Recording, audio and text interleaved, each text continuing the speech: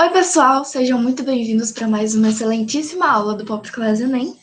Meu nome é Catarina Menezes do Amaral e hoje eu vou falar um pouquinho para vocês sobre o sistema respiratório. Bom, essa aula eu dividi ela em 3 partes. Primeiro, com a introdução e alguns conceitos gerais para a gente nivelar todo mundo, para já preparar para a parte 2, que seria a anatomia e a histologia desse sistema, que seria realmente o sistema propriamente. E a parte 3, a fisiologia e algumas patologias. Então, como vocês estão vendo, eu falei de bastante coisa e eu queria que essa aula realmente ficasse bem completa, só que eu não queria que ela ficasse cansativa. Então, por isso que eu dividi ela em 3 partes.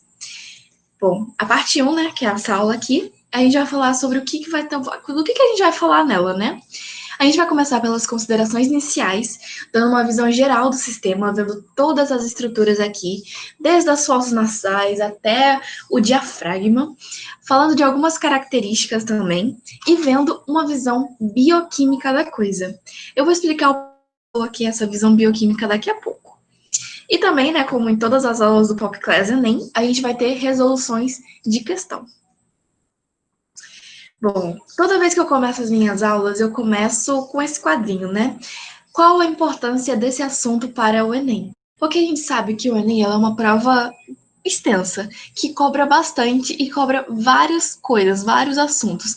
E a gente não pode chegar na prova achando que vai ter estudado tudo da forma mais aprofundada possível, porque isso chega a ser impossível. E, bom, a gente precisa ver o que mais cai para estudar melhor, para fazer essa realmente esse balanceio, Vendo o que mais cai, estudando mais, e ver o que cai menos, estudando um pouco menos, mas não deixando de estudar.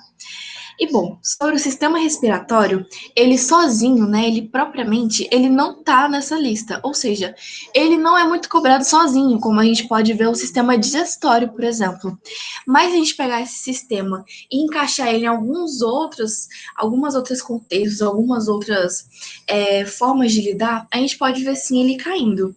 E principalmente questão bioenergética que o sistema respiratório faz, o metabolismo energético, a gente percebe que ele é bem prevalente, que ele está realmente caindo. Então, por isso, eu coloquei nessa aula ainda um pouquinho de bioenergético para vocês já verem, já não perderem esse gostinho da bioenergética, que não é tão difícil, bastante legal. Bom, agora realmente, começando pelas considerações iniciais, a gente tá vendo essa fotinha bem bonitinha do pulmão. E aí, a gente já começa pela visão geral do sistema. A gente tá vendo que o sistema é composto por várias estruturas, Cavidade nasal, a narina propriamente, a boca também influencia, ela também tá presente, ela não é realmente oficial no sistema, mas a boca a gente também consegue respirar por ela, Imagina se o nosso nariz estivesse totalmente congestionado e respirar pela boca. A faringe, a laringe, a traqueia, os brônquios, bronquíolos, alvéolos, o pulmão completamente e o diafragma, que é esse músculo, que está realmente ajudando muito na inspiração e na expiração, porque ele faz essa mudança de pressão nessa caixa torácica. Então, ele é muito, muito importante. E, bom, nessa visão geral, a gente pode separar esse sistema de 2 formas. A primeira é separando em vias aéreas superiores e vias aéreas inferiores. As superiores sendo até essa parte acima da traqueia, tudo que está acima da traqueia seria via aérea superior. E tudo que está abaixo dessa traqueia seria vias aéreas inferiores. E também pode ser dividido em parte condutora e parte respiratória. Bom, parte condutora seria por onde esse ar está entrando, por onde esse ar está passando. Então, a partir do momento que a gente respira, o ar está nossa cavidade nasal, passando para a faringe, depois para a laringe, depois para a traqueia, depois faz dividir, nos brônquios, ou brônquio direito ou brônquio esquerdo, e aí vai chegar nos bronquíolos e finalmente nos alvéolos pulmonares, que é onde vai ocorrer a hematose. A hematose seria a troca de gases. E, bom, a parte respiratória propriamente, ela é composta apenas por alvéolos pulmonares e toda essa estrutura, essa microestrutura dos alvéolos, e também pelos bronquíolos. Então, só esses 2 compõem a parte respiratória, e todas as outras compõem a parte condutora. Bom, nessa imagem, a gente não tá vendo os alvéolos, então, até o momento vocês aceitaram que existem os alvéolos, né? Porque olhando pelas imagens a gente não tá vendo. Mas nessa, a gente já vai perceber, né? A gente vê a traqueia, a bifurcação da traqueia, né? Gerando os brônquios direito e brônquio esquerdo. E lá no finzinho, né? Depois dos bronquíolos, a gente vê os alvéolos pulmonares, que é onde realmente vai ocorrer a hematose. Eu trago esse nome muito para vocês, eu tô repetindo hematose, porque realmente é como a gente trata nas provas. E se você não souber o que é hematose, você vai ficar meio perdido, né? Então, hematose, troca de gases. Bom, já começando por uma questão aqui, hein? Ela não é do Enem, mas ela é da UNB, que é realmente uma faculdade de muito renome. Então, vamos ver o que ele pediu. Assinale a alternativa que apresenta uma estrutura comum ao sistema respiratório e digestivo. Bom, como vocês estão no online aí, eu vou dar 2 segundos para vocês responderem, já que vocês podem pausar. Ok. Se vocês não responderam, eu vou dizer agora para vocês e vou dizer o porquê.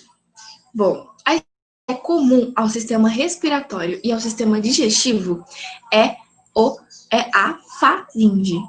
Letra B. Eu poderia ter dito isso antes, mas não teria tanta graça, né? Eu estaria dando resposta e acho bom colocar aqui para vocês também pensarem um pouco comigo. Vamos lá, analisar, né? O ar, né, ele tá entrando por aqui, pela cavidade nasal, mas percebam, ele também pode entrar pela boca, olha só, que vai dar no mesmo buraquinho, né, no mesmo lugar, que seria a faringe. Então, a faringe, ela tá tanto coisas do nariz quanto da boca. E é por isso que a faringe ela é comum aos dois sistemas, ao sistema respiratório, o ar, e ao sistema digestivo, pela boca. Mas o que diferencia, né? Não, depois da faringe, o que vai para um lado e o que vai para o outro? A faringe, ela possui essa estrutura chamada epiglote. A epiglote seria quase que uma tampa. E essa tampa, ela permite que, por exemplo, o que está na faringe, se for ar, vai direto para a laringe. Mas nessa faringe, se o que tiver for comida, vai ir direto para o esôfago. Então, é ela que vai fazer essa barreira, por assim dizer. E, bom, pode acontecer da gente estar comendo e se engasgar. Algumas pessoas falam, nossa, entrou pelo buraco errado. Esse buraco errado seria a epiglote. E se o buraco errado, né, estaria indo para a laringe, o que não estaria certo. E é por isso que que o nosso corpo, ele responde. Ele faz esse reflexo, né, esse engasgamento, fazendo com que o que está aqui preso saia e depois volte para o lugar certo, que seria, no caso, né, da comida, o esôfago. Então, vamos continuar. Algumas características gerais do sistema.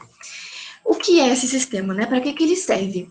O sistema é responsável para garantir a captação de oxigênio do meio ambiente e a liberação de gás carbônico, são as excretas das células, né? Porque a célula está usando o oxigênio para, né, produzir a sua energia. Então, ela está liberando gás carbônico e esse gás carbônico ele não pode ficar no nosso corpo.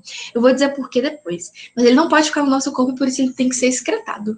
Então, o sistema respiratório serve para isso, para captar o oxigênio e para liberar gás carbônico. Onde é que ele está? Onde é que os pulmões estão, né? Onde é que está essa estrutura toda? Bom, os pulmões, eles estão localizados na caixa torácica. E o resto, né, de todas essas estruturas do sistema estão nessa região superior à caixa torácica. Como vocês viram nessas diversas imagens que eu coloquei.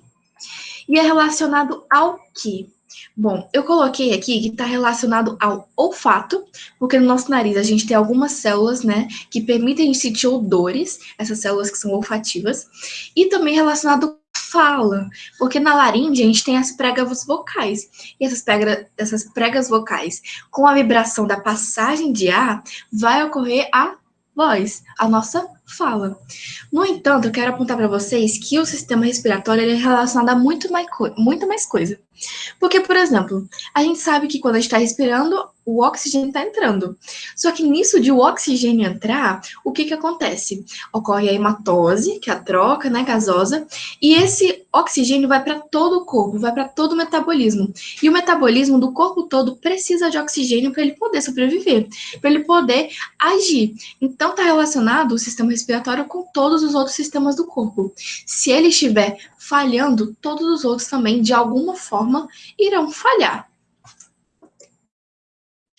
Bom, vou falar sobre agora as funções. Bom, a gente tem entrada e saída de ar, né? Obviamente, na respiração e expiração. A gente tem a filtração de ar, quando o ar passa pelo nariz. A gente tem algumas células, né, epiteliais, algumas células com cílios aqui também. Então, vai ocorrer essa filtração de ar. Eu vou falar um pouco mais sobre a aula de histologia. O sistema também permite as trocas gasosas, como eu falei, a hematose, quando chega lá nos alvéolos, na partezinha laranja. Também assegura níveis adequados de O2 ao sangue, porque por causa da hematose vai ocorrer O2 no sangue, e o sangue, né, vai circular para todo mundo e vai dar oxigênio para todo mundo. Quem estiver querendo oxigênio vai receber. Então, assegura adequados. Também remove o CO2 da circulação, como eu disse, né? Se ele ficar muito preso no nosso organismo, ele vai fazer mal, então a gente precisa remover esse CO2. Também é responsável pelo metabolismo dos tecidos, como eu tinha dito, né? Todos os tecidos, todos eles precisam do oxigênio para poder continuar suas atividades. Regula o equilíbrio ácido-básico. Isso é muito interessante, que eu vou falar já no próximo slide, do equilíbrio ácido-básico. E também o olfato e a fala, como eu tinha dito para vocês, né? É importante salientar que a respiração, quando a gente está respirando, não é uma coisa voluntária. É claro que a gente percebe a nossa respiração e consegue, né? Consegue controlar um pouco. Mas, por exemplo, imagina quando a gente está dormindo. Nessa dormida, a gente não está controlando. Então, né, a gente consegue ver que é uma coisa meio que também autônoma. E também, puxando um pouco disso, se uma pessoa decidir, nossa, agora eu tô cansada de estudar, eu não quero mais isso, eu cansei do Enem, vou me matar. Aí a pessoa chega aqui e faz e tenta aprender a respiração. A partir do momento que ela tenta aprender a respiração a ponto dela morrer, ela não vai conseguir. Porque quando a gente está em respiração, existe uma região do nosso cérebro chamada bulbo, que está no encéfalo, que não deixa que isso ocorra. E eu vou explicar um pouco mais depois. Bom, oxigênio para quê? A gente está falando tanto de oxigênio, que ele é, nossa, super fundamental no metabolismo, isso, mas como que isso funciona? Bom, os alimentos, né, eles contêm a energia necessária para nossas atividades. Só que essa energia, ela é liberada por meio de quê? De uma transformação química conhecida como respiração celular. Então, os alimentos, eles têm energia, mas o O2 vai permitir com que essa energia seja utilizada pela célula. E vai ocorrer aquela respiração celular, né, que todo mundo que está no ensino médio tem um pouquinho de ranço dessa respiração celular, porque ela é realmente complicada.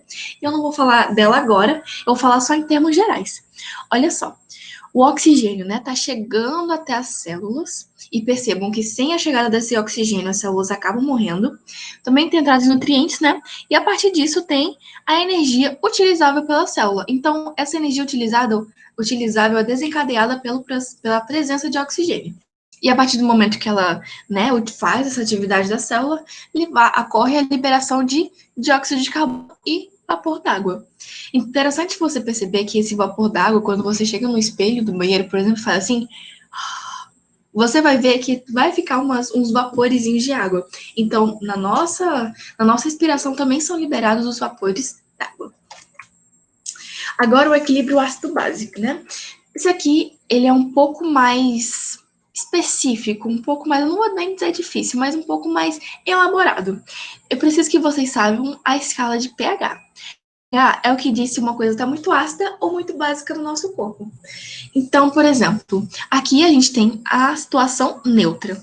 Se estiver menor do que 7, está ácido. Se estiver maior do que 7, está básico, alcalino.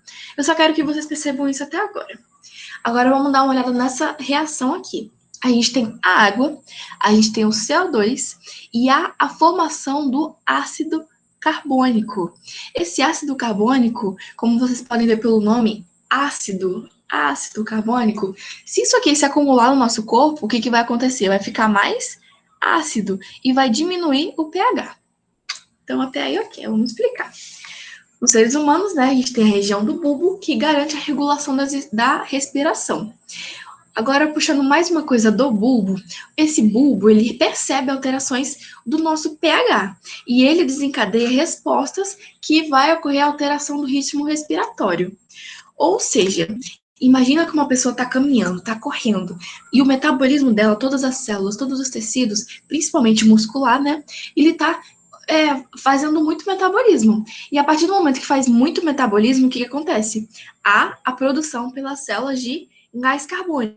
Então, o corpo, ele tá com muito gás carbônico. E o que isso vai acontecer? A partir do momento que esse gás carbônico tem contato com a água, vai ocorrer a acidificação, a produção de ácido carbônico. E aí, o bulbo percebe essa alteração, né, essa diminuição do pH, por causa que está ficando mais ácido, e o que que faz? O bulbo faz uma resposta. Ele garante que haja essa alteração no ritmo respiratório. A gente começa a ficar mais ofegante. Então, basicamente, é por isso que quando a gente está correndo, a gente começa, né, a respirar com mais força, assim, com mais vezes. Pronto, mais vezes. Então, aqui nós explicando que o ácido carbônico, né, que é produzido em reação com a água e o gás carbônico, pode se dissociar, pode se separar em íon hidrogênio. E é esse hidrogênio que faz com que o pH diminua. Então, bom, o aumento dos íons de hidrogênio provocam a queda do, como eu acabei de falar. Então, esse sinal é enviado, né, para os músculos intercostais e para o diafragma, porque são eles que vão expandir e diminuir durante essa inspiração, e aí ocorre o aumento da velocidade, né, da respiração. Mas, quando o pH volta à sua normalidade, ocorre a redução dessa intensidade, voltando, né, ao normal. Agora, mais uma questãozinha, mas dessa vez ela é do Enem. Vamos ler. O monóxido de carbono, o CO, é um gás extremamente tóxico. A gente vai explicar por quê no próximo slide. Ele interfere no processo respiratório dos vertebrados, pois, se o monóxido de carbono estiver presente no ar, haverá no sangue uma competição entre CO e O2. Eu vou logo dizendo que nessa competição o CO ganha, e isso é muito prejudicial. Mas vamos continuar na questão. Infelizmente, grande parte da população convive diariamente com a presença desse gás, uma vez que ele é produzido em grandes quantidades. Gente, em todas as alternativas, ele está falando de queimadas em matas, decomposição de matéria, no abdômen de animais ruminantes. Então, assim, tem muita coisa que a gente não pode dizer explicitamente, não, isso aqui com certeza é monóxido de carbono, porque a maioria dessas opções, a maioria do que é liberado é dióxido de carbono. Então, a gente está vendo, a gente precisa ver a alternativa que diga, é um processo de combustão incompleta, porque essa combustão incompleta é o que realmente produz monóxido de carbono. Se dissesse processo de combustão completa, haveria a produção de dióxido de carbono, CO2, mas que é o CO. Então, basicamente, né, lendo todas essas alternativas, a resposta seria letra D, que diz, no processo de combustão incompleta de combustíveis fósseis. Então, realmente, é aí onde tem a produção de monóxido de carbono. Agora eu vou falar de uma coisa muito importante, né? A carboxihemoglobina. Hemoglobina a gente já conhece. Carboxi a gente pensa que vem de dióxido de carbono, essas coisas assim, né? Então, olha só, a gente tem a hemoglobina. Na nossa célula, no eritrócito, a gente tem a hemoglobina, que seria o quê? Essa hemoglobina se liga ao oxigênio. E é por isso que a célula leva esse oxigênio para todo o corpo. E só que, a partir do momento que a gente inspira monóxido de carbono, ao invés dessa célula, dessa hemoglobina que está dentro da célula, se ligar com o oxigênio, ela vai se ligar com o monóxido de carbono. Porque nessa competição, o monóxido de carbono ganha. Então, vai haver essa junção, né? Fazendo com que a hemoglobina se junte com o monóxido de carbono, formando a carboxihemoglobina, que infelizmente é estável, e a partir do momento que é estável, ela não se dissocia, ela não volta a ser isso aqui. Então, ó, na nossa corrente sanguínea, a gente normalmente tem muita hemoglobina, que é o estado normal, ok. Só que que a gente tem carboxihemoglobina, depois que a gente inspira monóxido de carbono, vai ocorrer essa intoxicação. E essa intoxicação é muito ruim. Por quê? No momento que a gente não tem oxigênio circulando nas nossas células, elas não têm esse combustível para elas agirem. Então, essa condição pode levar à morte. Bom, gente, era isso que eu tinha para falar. Peguei um pouco de bioenergética, né? Bioquímica, metabolismo, mas eu preciso que vocês assistam a parte 2 dessa aula, que é realmente que eu vou falar objetivamente do sistema respiratório, que seria, né, todas as estruturas ditas direitinho, uma por uma, falando também da histologia delas. Bom, obrigada, né, por assistir até aqui. Se vocês tiverem alguma dúvida, tá aí meu Instagram, e-mail, também tem essa parte de baixo aqui do Instagram. Vocês sabem como fazer. E aqui é o Instagram do nosso Pop Off, né, que é nosso projeto que tá fazendo com que a gente produza essas videoaulas. Bom, pessoal, era isso. Obrigada por assistir até aqui. Tchau, tchau.